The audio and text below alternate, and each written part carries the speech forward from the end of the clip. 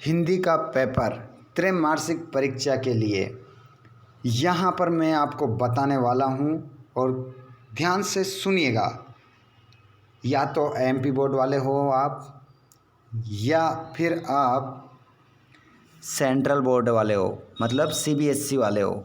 किसी भी प्रकार की आपको टेंशन नहीं लेना है। देखिएगा इस पेपर को गौर से। सभी बच्चे एमपी बोर्ड वाले ध्यान देंगे। पहले तो अब आपकी जो हिंदी है वो बदल चुकी है, एनसीईआरटी वाली है। तो ये जो पेपर है ये सीबीएसई वाला है। इसी प्रकार का आपका पेपर आने वाला है। ध्यान दीजिएगा किस प्रकार से सीबीएसई का पेपर आता है, ये मैं पहले आपको बता देता हूँ और इसमें किस प्रकार से क्वेश्चन पूछे गए हैं। इसी प्रकार के क्वेश्चन आपके भी आने वाले हैं मध्य प्रदेश की अभी त्रैमासिक परीक्षा में, जिसमें आप अच्छे अंक प्राप्त करेंगे।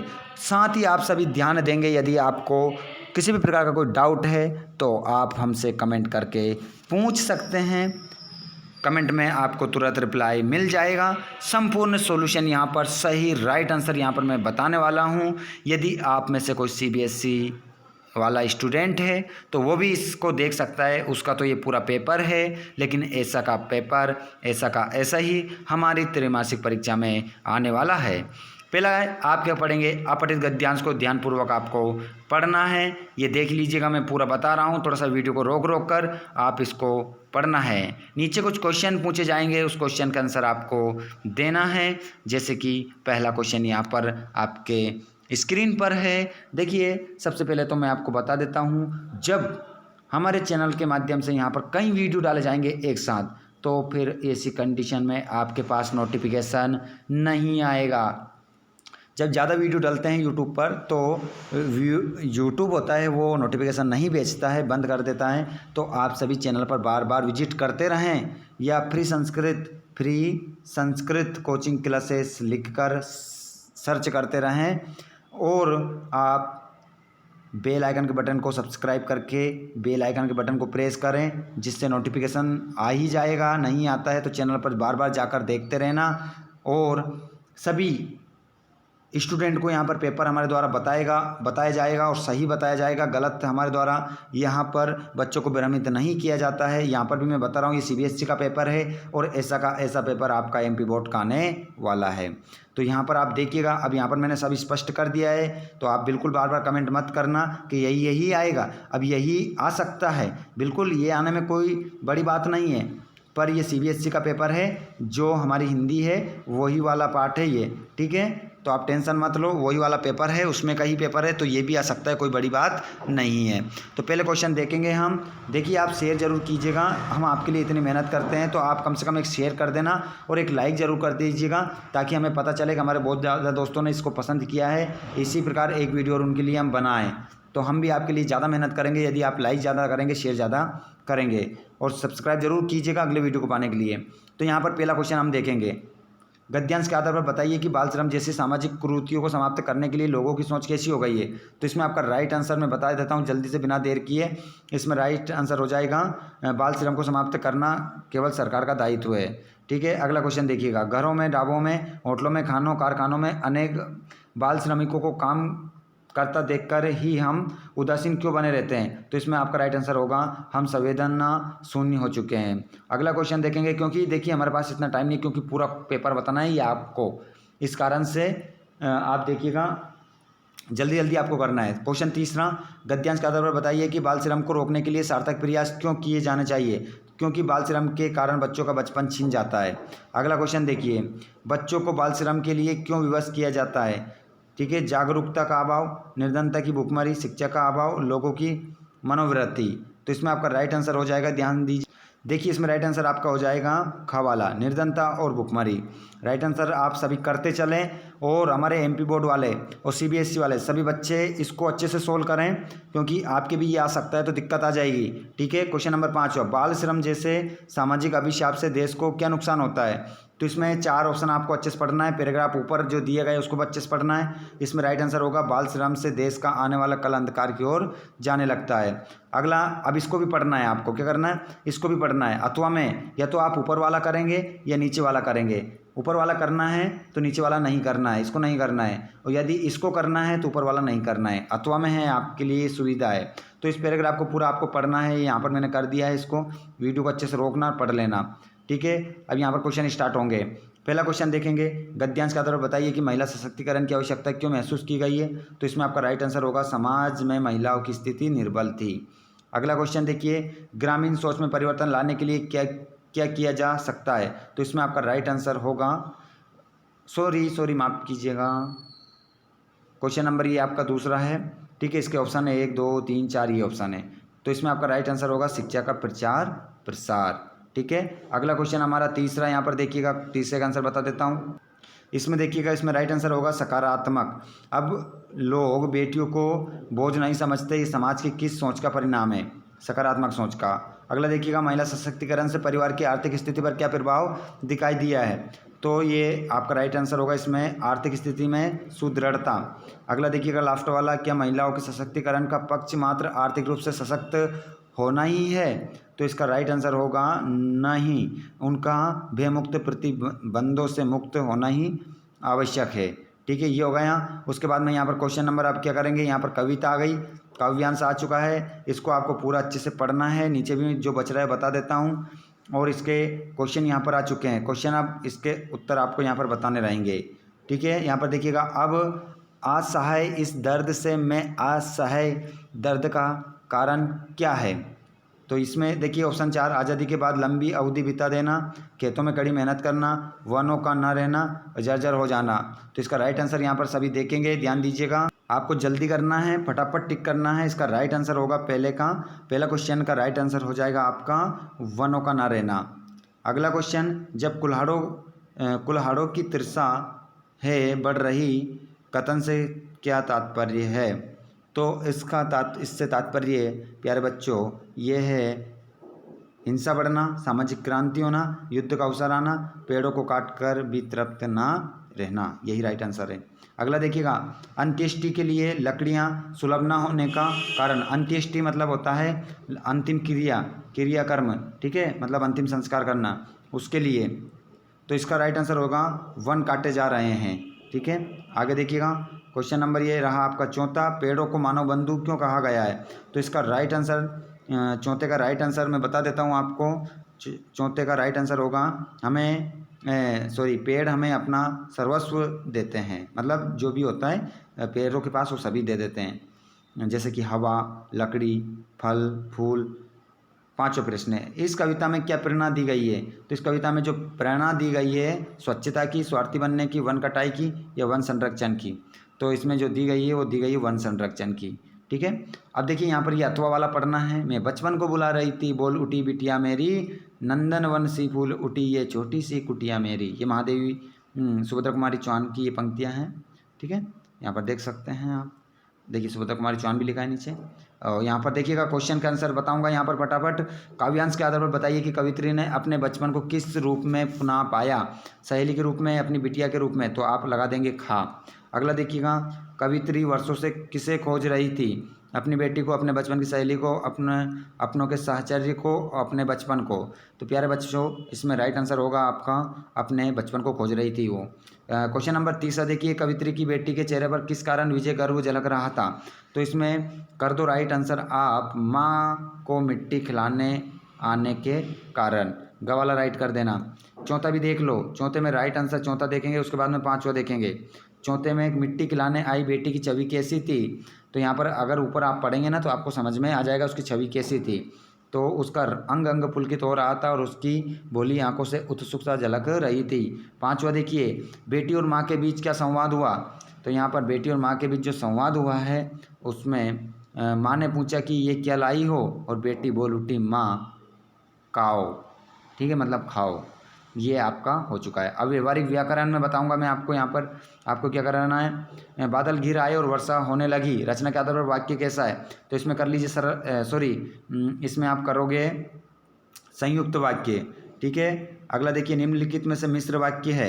अब मिश्र वाक्य बता देता हूँ। अवनी आई और पढ़ने बैठ गई, बच्चे दूध पीकर सो गए, अध्यापक के सामने सब शांत रहते हैं, जो झूठ बोलता है वो उन पर विश्वास मत करो, ठीक है। ये राइट आंसर हो जाएगा आपका। अगला देखिए, आनंद 4 दिन गांव में रहा, वे सबका प्रिय हो गया। इस वाक्य का संयुक्त वाक्य में रूपांतरण करना है। किस में बनाना है? संयुक्त वाक्य में। तो वो यहाँ पर लिखेंगे आप, आनंद 4 दिन गांव में रहा और सबका प्रिय हो गया। वह आनंद 4 दिन गांव में रहा, तब गांव में रहा रहकर। तो यही आपका फर्स्ट वाला आंसर आपका राइट हो जाएगा, का वाला आपका राइट हो जाएगा। ठीक है, आगे देखते हैं। इसका राइट आंसर आप देखेंगे, वे पुस्तक कहाँ है जो कल खरीदी थी। रेखांकित उपवाक्य का भेद है। तो ये जो अंडरलाइन कर दिया गया है, ये किसका भेद है? तो इसमें आप लिखेंगे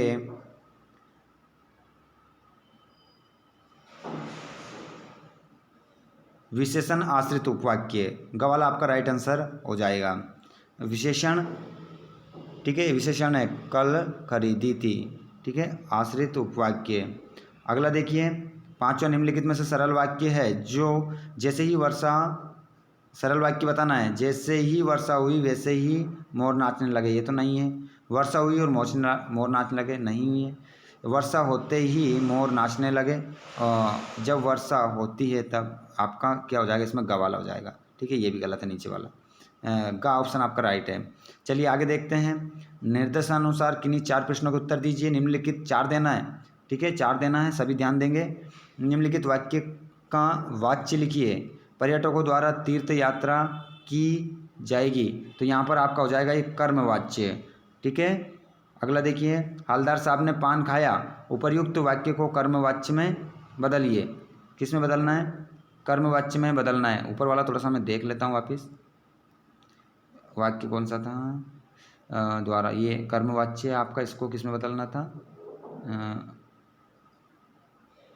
वाक्य का परिवर्तन करना है।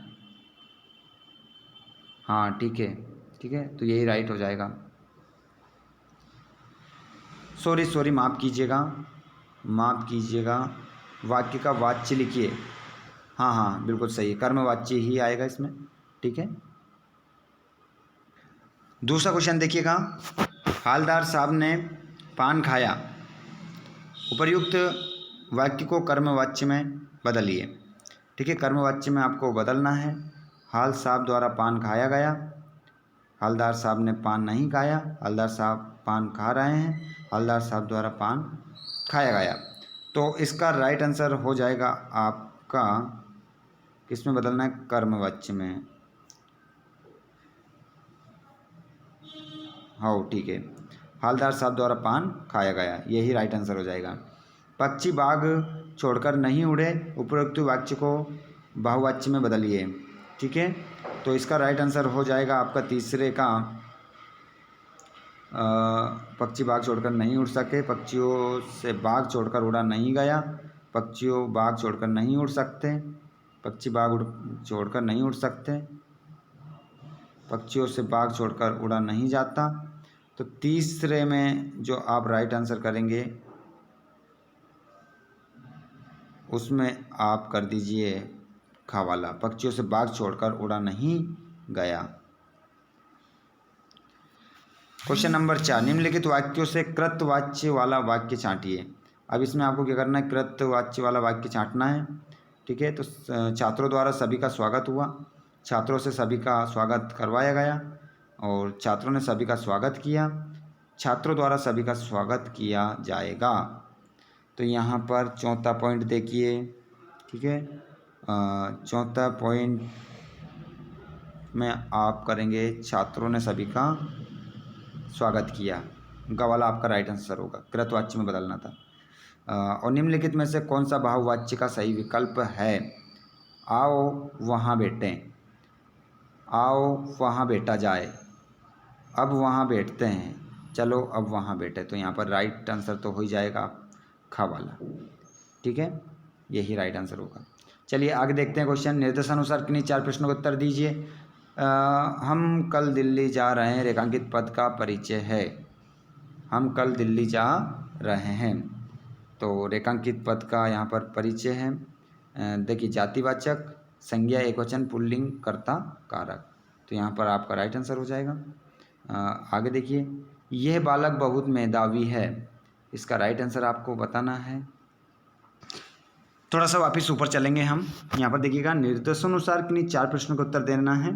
थोड़ी जल्दबाजी में जल्दी हो रही है, इस कारण से आप कुछ गलत ना कर लो। तो इस वाक्य में आप सभी अच्छे से करेंगे इन प्रश्नों को।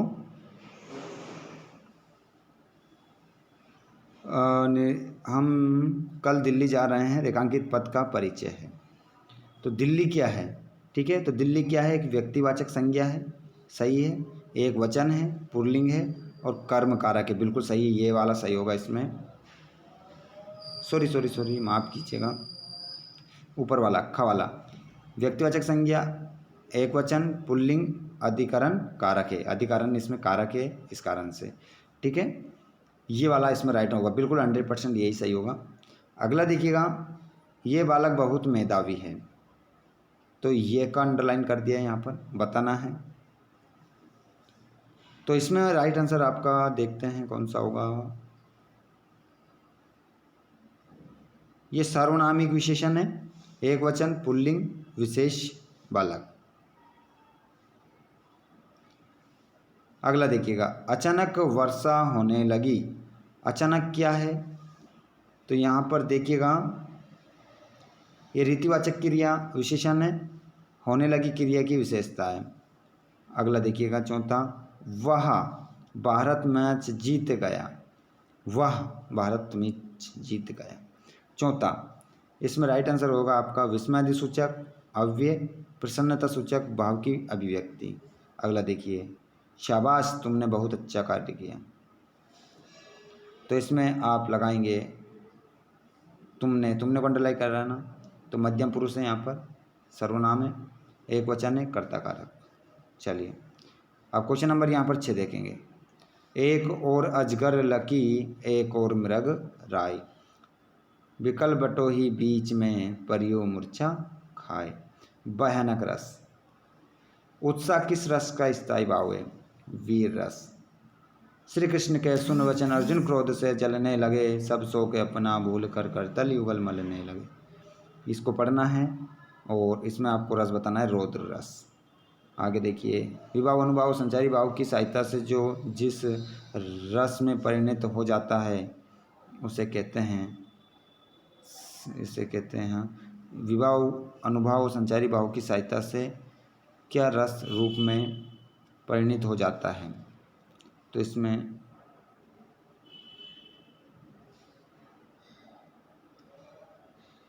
स्थायी भाव, ठीक है। इसमें क्या कर लेंगे, स्थायी भाव आप कर लेंगे। आगे देखिए, अद्भुत रस का स्थायी भाव होता है विस्मय। आगे देखेंगे, क्वेश्चन खंड गा गया, ग वाला इसको पढ़ना है, नीचे क्वेश्चन है, उसके उत्तर आपको देना है। प्रस्तुत गद्यांश में देशभक्त किसे कहा गया है, तो कैप्टन चश्मे वाले को कहा गया है, ठीक है। आगे देखिए, पहला हो गया, आगे बढ़ जाइए। पान वाले की कौन सी बात हलदार साहब को अच्छी नहीं लगी। तो पान वाले की कौन सी बात हलदार साहब को अच्छी नहीं लगी थी, तो यहाँ पर एक देशभक्त का मजाक उड़ाना। चश्मे वाला एक बंद दुकान के सहारे अपना बास क्यों टिका रहा था। तो क्यों टिका रहा था, क्वेश्चन नंबर 3 है, उसकी अपनी कोई दुकान नहीं थी। अगला देखिए, हलदार साहब पान वाले से कैप्टन चश्मे वाले के बारे में क्या पूछना चाहते हैं। तो चौथा में कर लो आप, इसे कैप्टन क्यों कहते हैं। हलदार साहब किस कारण कैप्टन के बारे में और जानकारी प्राप्त नहीं कर सके। पांचवा क्वेश्चन है और पांचवे का राइट कर लो, पान वाला कैप्टन के बारे में अधिक नहीं जानता था। अगला देखिए,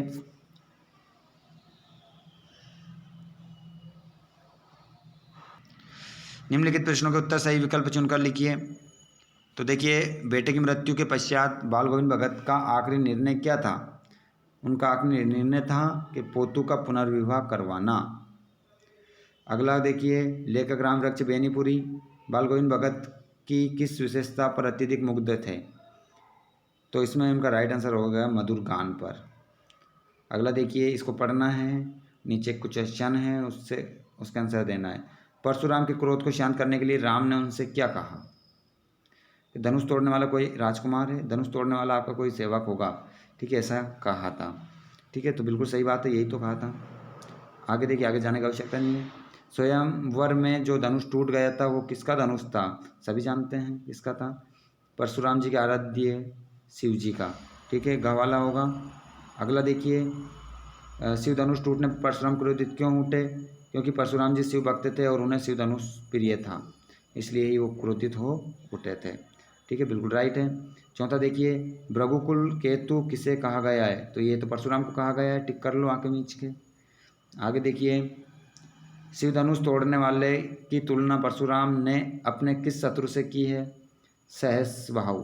ठीक है, खवाला आपका राइट आंसर हो जाएगा। ओके, खवाला कर लेना, सहस्रबाहु। अगला देखेंगे, निम्नलिखित में प्रश्नों में से विकल्प चुनकर लिखना है। गोपियों के अनुसार किसने राजनीति की शिक्षा प्राप्त कर ली है? तो गोपियों के अनुसार किसने राजनीति की शिक्षा प्राप्त कर ली है, ये आपको बताना है। श्री कृष्ण ने। सूरदास के पद के आधार पर बताइए कि गोपियों ने व्यंग करते हुए किससे भाग्यशाली कहा है? उद्धव को कहा है। ठीक है, सभी जानते हैं। अब देखिए, मैं बता देता हूँ यहाँ पर जल्दी जल्दी आप क्या करेंगे। देखिए इन प्रश्नों को, ये आपका पूरा पाठ हो चुका है। ठीक है, वीडियो पसंद आया तो लाइक कर देना, शेयर कर देना, सब्सक्राइब कर लेना अगले वीडियो को पाने के लिए। धन्यवाद आप सभी का।